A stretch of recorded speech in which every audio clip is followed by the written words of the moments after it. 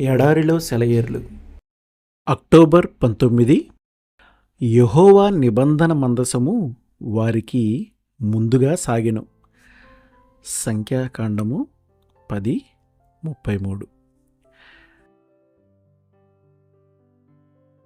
దేవుడు మనకు కొన్ని అభిప్రాయాలను ఇస్తూ ఉంటాడు. అవి దేవుడు ఇచ్చినవే.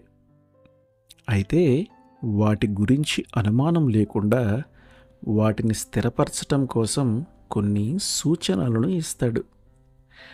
యిర్మీయా కథ ఎంత బాగుంటుంది. అనాతోతు పొలం కొనాలని అతనికి అభిప్రాయం కలిగింది. కానీ ఆ తరువాతి రోజు దాకా అతడు ఆ అభిప్రాయాన్ని కార్యరూపంలో పెట్టలేదు.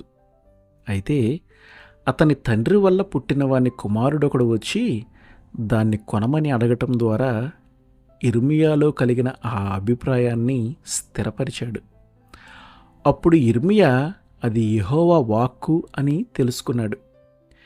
దేవుడు తాను ఇచ్చిన అభిప్రాయాన్ని బలపరిచేదాకా యిర్మీయా ఊరుకున్నాడు. ఆ తరువాతనే వాస్తవాలకు అనుగుణంగా తనకు ఇతరులకు నమ్మకం కలిగిన తరువాతనే చర్య తీసుకున్నాడు. దేవుడు ఆయన ఇష్ట ప్రకారం మనం నడవాలని కోరుకుంటాడు. మనం కూడా పౌలు అతని అనుచరులు త్రోయలో చేసినట్టు మాట్లాడే అందరి అభిప్రాయాలు విని అన్ని పరిస్థితుల నుండి దేవుని పూర్తి సంకల్పాన్ని గ్రహించుకోవాలి.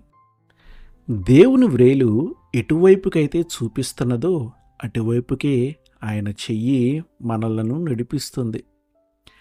ఇది చేస్తాను, ఇది చెయ్యను అని నీ మనస్సులో మీమాంసపడవద్దు. దేవుడు తన మార్గాన్ని పూర్తిగా తెలియచెప్పేదాకా కనిపెట్టు.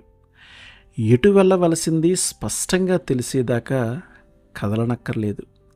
అలా ఆయన చిత్తం చొప్పున నువ్వు ఉన్న చోటే ఉండిపోతే ఆ ఫలితాలన్నిటి గురించి ఆయనే జాగ్రత్త తీసుకుంటాడు.